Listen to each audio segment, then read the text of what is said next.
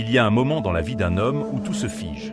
Un instant silencieux où il comprend que personne ne viendra le sauver, que personne ne prendra sa place dans la bataille. C'est souvent à cet instant précis que naît une nouvelle version de lui-même. Celle qui avance, même quand le monde s'effondre autour de lui. Souvent dans ma vie, j'ai été sous-estimé.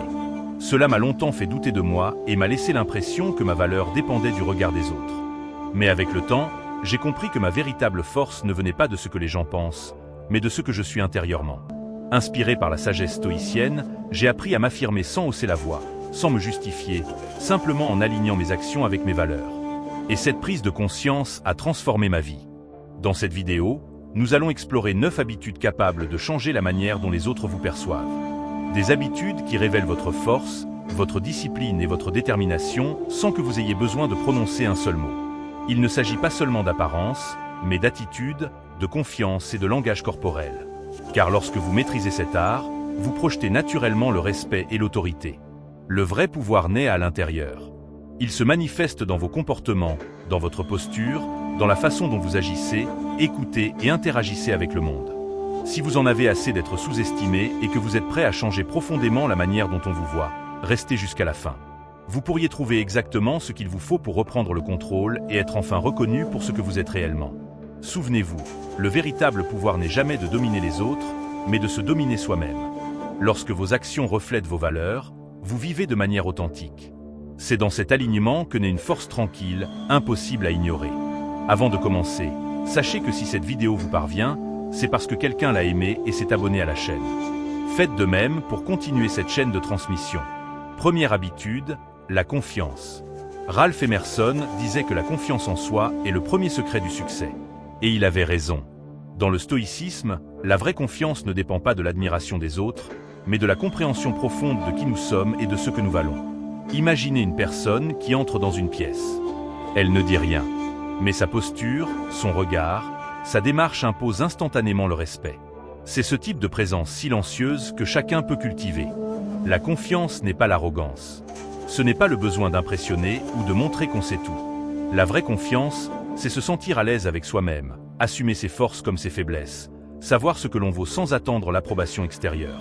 Les stoïciens, comme Épictète et Marc Aurèle, rappelaient que personne n'est vraiment libre tant qu'elle n'est pas maîtresse d'elle-même.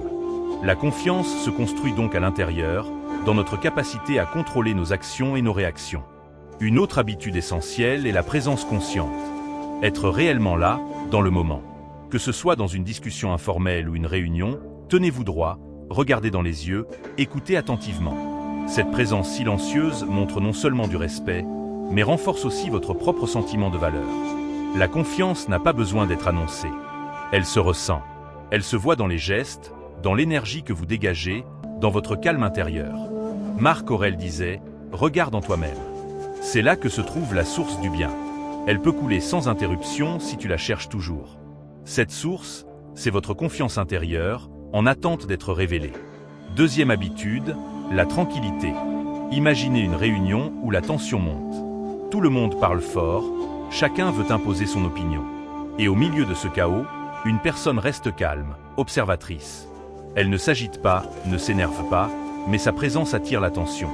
La tranquillité, dans ces moments-là, parle plus fort que n'importe quel discours. C'est comme un lac calme au cœur d'une tempête.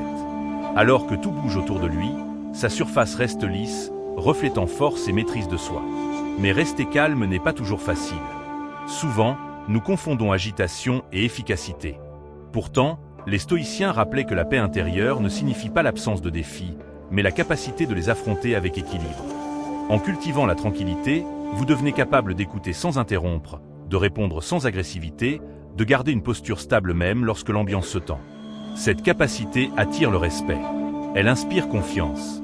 Dans un monde où beaucoup cherchent à se faire remarquer par le volume ou l'impulsivité, la maîtrise de soi devient une force rare et précieuse. Être calme ne veut pas dire être passif. Cela signifie être maître de soi, capable de rester centré malgré les tempêtes extérieures. Lao Tse disait « Celui qui connaît les autres est sage, mais celui qui se connaît lui-même est éclairé ». La tranquillité naît de cette connaissance intérieure. Et si cela ne vient pas naturellement au début, ce n'est pas grave. C'est une habitude, une pratique. Et chaque jour, ici, nous apprenons comment progresser pas à pas grâce à la philosophie stoïcienne. Troisième habitude, l'intégrité. Dans la sagesse stoïcienne, l'intégrité n'est pas simplement une qualité respectable. C'est une base essentielle pour mener une vie vertueuse et inspirante. L'intégrité, c'est la cohérence parfaite entre nos valeurs internes et nos actions externes. C'est ce qui nous permet de démontrer notre valeur sans avoir besoin d'argumenter ou de convaincre. Une personne intègre n'a pas besoin d'annoncer ses qualités ou ses compétences. Ses actions parlent pour elle. C'est ce qu'elle fait lorsque personne ne la regarde qui révèle son véritable caractère. L'intégrité ne peut pas être jouée. Elle doit être profondément ancrée en vous. Pour la développer, il faut commencer par se connaître. Qu'est-ce qui compte vraiment pour vous? Quels principes guident vos décisions? Prenez le temps de répondre honnêtement à ces questions. Ensuite, assurez-vous que vos comportements reflètent vos réponses. Lorsque vos actions sont alignées avec vos valeurs, les autres le ressentent immédiatement. Cela crée une impression d'authenticité, une qualité rare et attirante. Une autre dimension essentielle de l'intégrité est l'honnêteté. Non seulement envers les autres, mais surtout envers soi-même. Être honnête, c'est reconnaître ses erreurs, apprendre d'elles et avancer. Les gens respectent ceux qui ont le courage d'admettre qu'ils se sont trompés. Cette transparence vous libère du poids des masques et vous permet de vivre de manière plus simple et plus sereine. L'intégrité n'est pas construite sur de grands discours, mais sur des gestes simples et constants. Respecter ses engagements, être ponctuel, traiter chacun avec respect, indépendamment de son statut ou de ce qu'il peut vous apporter. Ce sont ces petites actions répétées qui bâtissent une réputation solide. Quand vous vivez avec intégrité, vous devenez une personne sur laquelle on peut compter. Une personne de principe, avec une direction claire. C'est la base de la confiance, en soi et des autres. Marc Aurèle disait que l'intégrité est l'âme de l'homme. Sans elle, il n'est rien. Quatrième habitude, l'autocontrôle. La véritable force ne réside pas dans la domination des autres ou des situations extérieures, mais dans la capacité à se gouverner soi-même. L'autocontrôle est l'une des formes de pouvoir les plus impressionnantes, car elle ne s'affiche pas mais se ressent. Maîtriser ses émotions et ses réactions crée une présence calme, forte, solide, qui inspire le respect. Imaginez une réunion importante. Un collègue se met à parler d'un projet que vous connaissez parfaitement. Vous avez envie d'intervenir, de montrer vos compétences. Mais vous vous souvenez de l'importance de l'autocontrôle. Vous respirez, vous écoutez, vous attendez. C'est dans ce silence maîtrisé que vous gagnez le respect. Ceux qui savent se retenir et observer sont souvent ceux que l'on écoute le plus. Ceux qui possèdent l'autocontrôle prennent des décisions plus réfléchies, entretiennent des relations plus stables et inspirent naturellement confiance. À l'inverse, le manque de maîtrise de soi peut mener à des conflits, à des erreurs impulsives et à une image négative. Pensez à l'impact de ces choix sur votre avenir. Comment votre vie serait-elle différente si vous affrontiez chaque défi avec clarté? Que auriez-vous déjà accompli si vos émotions ne vous avaient pas contrôlé? L'autocontrôle n'est pas facile, mais il se cultive. Les stoïciens enseignaient qu'en pratiquant régulièrement, chacun peut renforcer sa capacité à maîtriser ses émotions. Cela commence par des réflexes simples. Respirer avant de parler, analyser avant d'agir, être attentif à ce que l'on ressent. En devenant conscient de vos réactions, vous pouvez mieux comprendre ce qui les déclenche et y répondre de manière plus rationnelle. Adopter l'autocontrôle ne signifie pas nier ses émotions. Cela signifie choisir comment y répondre. C'est un engagement à vivre de manière plus intentionnelle et plus centrée. Dans les prochains jours, essayez de cultiver cette attitude dans vos interactions. Vous verrez rapidement les effets. Plus de respect, plus de calme, plus de clarté. Tout le monde admire ceux qui restent stables au milieu du désordre. Ceux qui ne se laissent pas emporter par la colère ou la peur. Ceux qui gardent la tête froide. Ils incarnent une force intérieure que beaucoup envient. Souvenez-vous, le véritable pouvoir n'est pas de dominer les autres, mais de se dominer soi-même. Celui qui se maîtrise est plus puissant que celui qui gouverne un empire. Cinquième habitude, être présent. Être vraiment là, totalement, dans chaque moment. Cette qualité peut sembler simple, mais elle est extrêmement rare. Quand vous êtes pleinement présent, votre énergie change, votre attention s'intensifie, et les autres le ressentent immédiatement. La présence est difficile à définir, mais évidente à reconnaître. Sénèque disait qu'être partout, c'est n'être nulle part. Autrement dit, lorsque notre attention est dispersée, nous n'accordons de véritable importance à rien. Être présent signifie se concentrer entièrement sur le moment présent. Une étude de l'université de Harvard a montré que notre esprit vagabonde presque la moitié du temps. Cela veut dire que même en étant physiquement là, nous sommes mentalement ailleurs d'une grande partie de notre vie. Les stoïciens, eux, cherchaient constamment à revenir à l'instant. Pour Marc Aurèle, chaque moment devait être vécu comme s'il pouvait être le dernier. Non pas par peur, mais par respect pour la vie. Cette conscience rend chaque action plus vibrante, chaque conversation plus profonde, chaque instant plus précieux. Être présent ne signifie pas seulement écouter quelqu'un sans l'interrompre. Cela signifie écouter sans préparer sa réponse. Cela signifie ne pas regarder son téléphone pendant un échange. Cela signifie apprécier un repas au lieu de le traverser machinalement. Cela signifie vivre vraiment ce qui est devant vous. La distraction est séduisante. Elle attire, elle détourne, elle occupe. Mais elle nous vole notre vie, minute après minute. La présence, au contraire, nous la rend. Cependant, il est essentiel de résister à la tentation de se déconnecter. Si vous remarquez que votre esprit vagabonde, ramenez doucement votre attention vers le moment présent. Ne vous jugez pas pour avoir été distrait. Utilisez plutôt ces instants comme des rappels pour renforcer votre pratique de présence et d'attention. Être présent est l'un des plus grands cadeaux que l'on puisse s'offrir et offrir aux autres. Et si cette vidéo vous aide, pensez à la partager avec quelqu'un qui en a besoin. Ensemble, faisons circuler cette sagesse. 6e habitude, l'humilité. Beaucoup confondent l'humilité avec l'autodépréciation. Pourtant, c'est une vertu qui nous permet de nous concentrer moins sur nous-mêmes et davantage sur les autres et sur le monde qui nous entoure. Imaginez un leader au sein d'une équipe. Il est calme, posé, mais sa présence est puissante. Il n'a pas besoin de parler de ses compétences ou de ses réussites. Son humilité se voit dans la façon dont il soutient ses collègues, dans sa capacité à écouter, dans sa manière d'admettre ses erreurs. Il crée autour de lui un climat de respect et de confiance. Il n'a pas besoin de dire qu'il est compétent. Ses actions le prouvent. Maintenant, imaginez un autre type de leader. Celui qui se vante sans cesse, qui coupe la parole, qui rabaisse les autres pour paraître important. Est-il vraiment respecté? Pas autant que le premier. Parce que l'humilité inspire. Elle montre une force intérieure qui n'a pas besoin d'être criée. La vraie confiance ne vient pas du besoin de se mettre en avant, mais de la capacité à rester authentique dans toutes les situations. Épictète disait « Il est impossible pour un homme d'apprendre ce qu'il pense déjà savoir ». C'est un rappel puissant. L'humilité est indispensable pour grandir. Admettre qu'on ne sait pas tout, reconnaître nos limites, c'est preuve de sagesse, pas de faiblesse.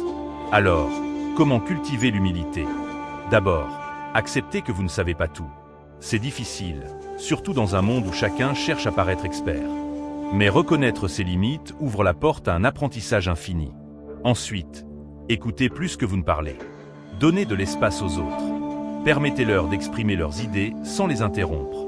L'humilité se voit aussi dans la manière dont vous traitez les gens. Avec le même respect, peu importe leur position ou leur statut. Acceptez aussi vos erreurs. Nous en faisons tous. Mais ce qui compte, c'est la manière dont nous réagissons. Chercher des excuses ou se défendre affaiblit notre crédibilité. Admettre la faute avec honnêteté nous rend plus accessibles, plus humains et surtout plus forts. En pratiquant l'humilité, vous devenez quelqu'un avec qui les autres se sentent bien. Quelqu'un d'authentique, de vrai. Rappelez-vous, l'humilité n'est pas une faiblesse, c'est un signe de puissance intérieure et de sécurité. C'est une base solide pour une vie riche en apprentissage et en relations sincères. 7e habitude, la patience. La patience est amère, mais son fruit est doux, disait Aristote.